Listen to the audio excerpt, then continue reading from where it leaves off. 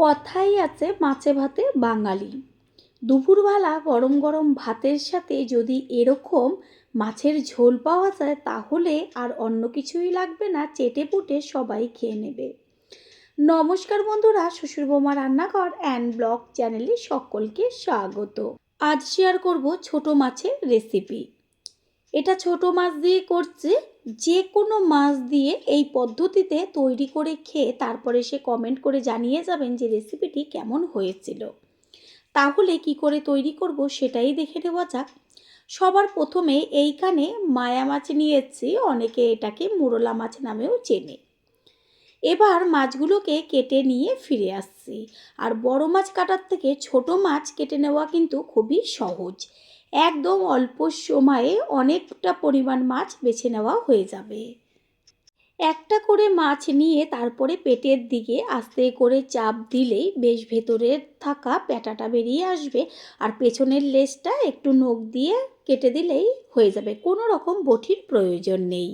মাছগুলো প্রথমে আমি সব বেছে নিয়েছি, এবার ভালো করে জল দিয়ে ধুয়ে নিচ্ছি। আর ঝুড়ির মধ্যে করে ধুলে পরে কি হয়, যদি মাছের গায়ে কোনো রকম আঁশ থাকে সামান্য, তাহলে ওইটা মাছটা ঘষলে পরে সব আঁশ একদম পরিষ্কার হয়ে যায়। মাছগুলো ভালো করে জল দিয়ে ধুয়ে নিয়ে এসেছি। এবার এর মধ্যে দেব লবণ আর হলুদ। লবণ হলুদটা মাখিয়ে নেব। আর এই ঝুড়ির মধ্যে করে মাছটা রেখে তারপরে লবণ হলুদ মাখিয়ে নিলে কি হবে, মাছের ভেতরে যে জলটা বেরোবে লবণ হলুদ মাখার পরে সেটা বেরিয়ে যাবে। এইভাবে লবণ হলুদ মেখে কিছুক্ষণ রেখে দেব। প্রত্যেকটা মাছের এই যে পেটের দিকটা আস্তে করে আঙুল দিয়ে চাপ দিলেই ভেতরের প্যাটাগুলো বেরিয়ে আসবে। কত সহজ মাছ বাছা। এবার গ্যাসের ওভেনে একটা কড়াই বসিয়ে কড়াইটাকে আগে ভালো করে গরম করে নিতে হবে। আর একটা কথা, সব সময়ের জন্য মাছ ভাজার সময় কড়াই যদি গরম না হয় তাহলে কিন্তু মাছ যতই টাটকা হোক না কেন ভেঙে চুরে যাবে। কড়াই তো গরম হয়ে গেছে, এবার দিয়েছি সর্ষের তেল। তেলটা ভালো করে গরম হয়ে গেছে। আস্তে করে কিছুটা পরিমাণ মাছ নিয়ে গরম তেলে ছেড়ে দেব। আর এই ছোটো মাছটা ভাজার সময় একদম অল্প অল্প করে ভাজতে হবে, একবারে সব মাছগুলো দেবেন না। এই যে আমি অর্ধেকটা মাছ একবারে দিয়ে দিচ্ছি। আর গ্যাসের ফ্লেম প্রথমে একটু হাই করে তারপরে লো টু মিডিয়াম করে মাছগুলোকে খুব ভালো করে ভেজে নেব। বড় মাছের থেকে ছোট মাছ আমাদের শরীরের পক্ষে কতটা উপকার সেটা সকলেই কম বেশি জেনে থাকেন। নিচের পিঠটা কিছুক্ষণ ভাজা হওয়ার পরে কড়াইয়ের ঢাকনাটা সরিয়ে উল্টে দেব ওপরের পিঠটা হবার জন্য। ঠিক এইভাবে এপিট ওপিট করে মাছগুলোকে ভেজে নিতে হবে। নিচের পিঠটা কিছুক্ষণ ভাজা হবে, তাহলেই মাছটা সম্পূর্ণ ভাজা হয়ে যাবে। আর ছোট মাছ একটু কড়া করে ভাজলে পরে কি হয়, কাঁটাটা কম লাগে। সেই কারণে ছোট মাছটা অন্তত খুব ভালো করে ভেজে নিতে হয়। দুই পিঠই খুব সুন্দরভাবে ভাজা হয়ে গেছে। এবার মাছগুলোকে একটু খুন্তির উপরে তুলে সাইডে রেখে দেব, তাহলে মাছের গায়ে থাকা তেলটা সম্পূর্ণ কড়াইতে বেরিয়ে আসবে। সব মাছগুলো ভেজে নেওয়া হয়ে গেছে। আর কত সুন্দর ঝরঝরা হয়েছে মাছগুলো, একটাও কিন্তু কড়াইতে লেগে যায়নি। বেঁচে থাকা তেলের মধ্যে আর সামান্য পরিমাণ তেল আমি ব্যবহার করব। এবার এর মধ্যে আগের থেকে পাতলা পাতলা করে লম্বা করে কেটে রেখেছিলাম আলু, সেই আলুটাকে ভালো করে জল দিয়ে ধুইয়ে তারপরে তেলের মধ্যে দিয়ে দিলাম।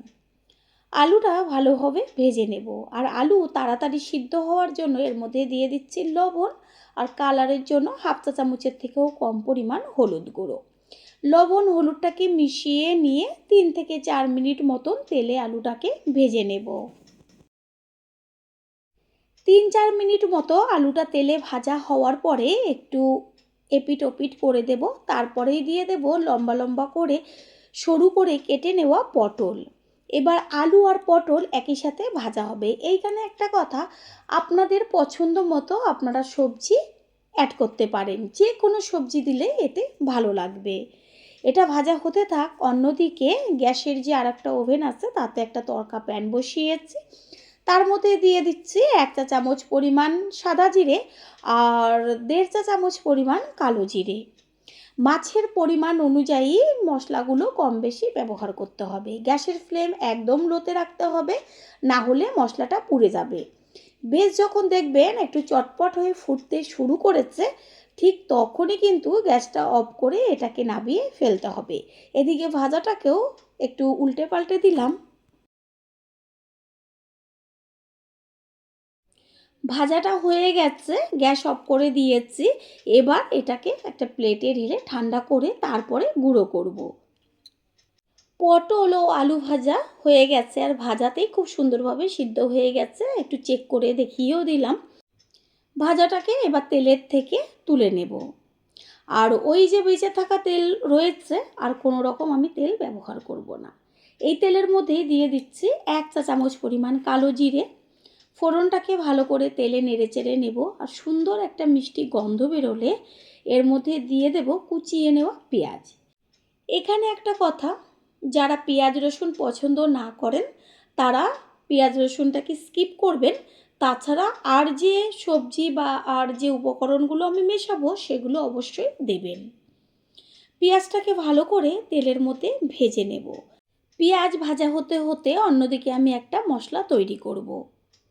একটা মিক্সিং জার নিয়েছি, আর তার মধ্যে আমি দিয়ে দেব ছোট ছোট টুকরো করে নেওয়া আদা, দেব বেশ কয়েক কোয়া রসুন। আর এই মাছের ঝোলেতে একটু রসুনটা বেশি ব্যবহার করব। ঝালের জন্য পাকা লঙ্কা, আর হচ্ছে একটা বড় সাইজের টমেটো। আর কোনো রকম এতে জল ব্যবহার করব না, যেহেতু টমেটো দেওয়া রয়েছে। এবার এটাকে ভালো করে পেস্ট করে নেব। পেঁয়াজটা লাল লাল করে ভাজা হয়ে গেছে। এই পর্যায়ে এর মধ্যে দিয়ে দেব ওই যে আদা রসুন পাকা লঙ্কা টমেটোটা পেস্ট করে নিয়েছিলাম সেই পেস্ট। ভালো করে মশলাটাকে কষিয়ে নেব। মশলার মধ্যে দেব স্বাদ অনুযায়ী লবণ, আর কালারের জন্য হলুদ গুঁড়ো। যেহেতু পাকা লঙ্কা ব্যবহার করেছি সেই কারণে এখানে আর কাশ্মীরি লঙ্কা ব্যবহার করিনি। আপনারা চাইলে অবশ্যই কাশ্মীরি লঙ্কা ব্যবহার করতে পারেন। এইভাবে মশলাটাকে 4 থেকে 5 মিনিট মতন গ্যাসের ফ্লেম মিডিয়াম টু লো করে কষিয়ে নেব।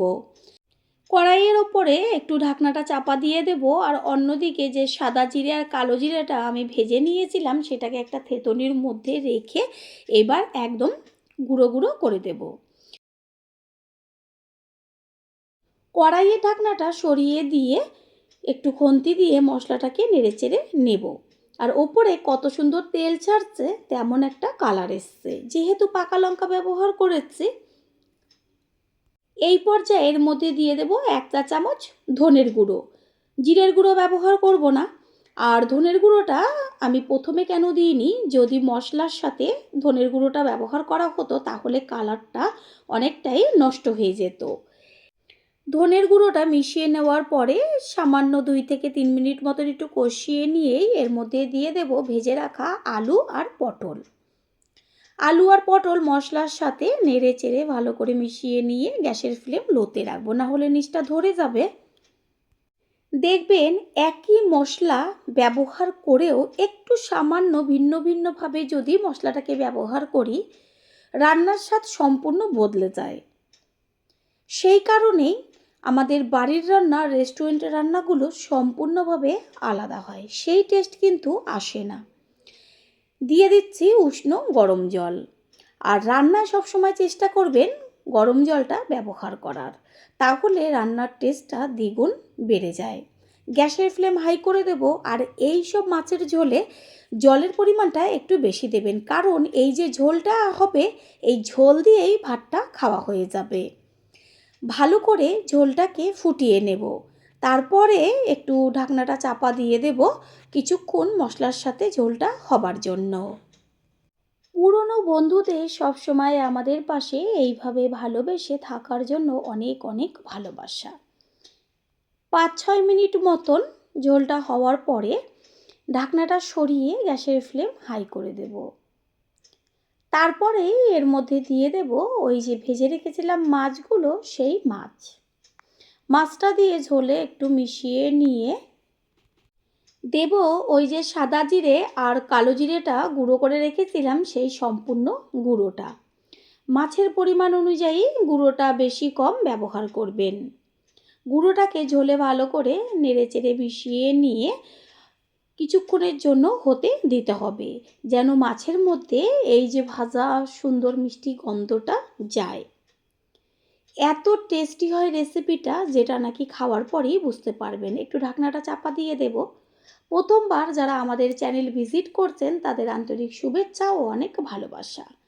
আমাদের রেসিপিগুলো যদি ভালো লেগে থাকে সাবস্ক্রাইব করে দেওয়ার অনুরোধ রইল ও পাশে থাকা বেল আইকনে ক্লিক করলে পরবর্তী ভিডিওগুলো সবার আগে আপনাদের কাছে পৌঁছে যাবে। 4-5 মিনিট বাদে কড়াইয়ের ঢাকনাটাকে সরিয়ে দিয়ে আরও একবার খুন্তি দিয়ে ভালো করে মিশিয়ে নেব। যেমন কালার দেখা যাচ্ছে তেমন তার গন্ধ বেরোচ্ছে।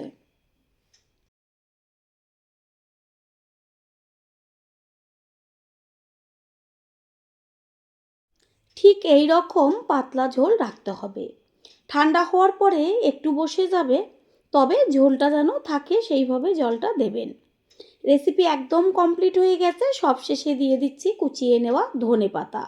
ধনেপাতাটাকে মিশিয়ে নিয়ে গ্যাস অফ করে দিয়ে একটু ঢাকনাটা চাপা দিয়ে দেব।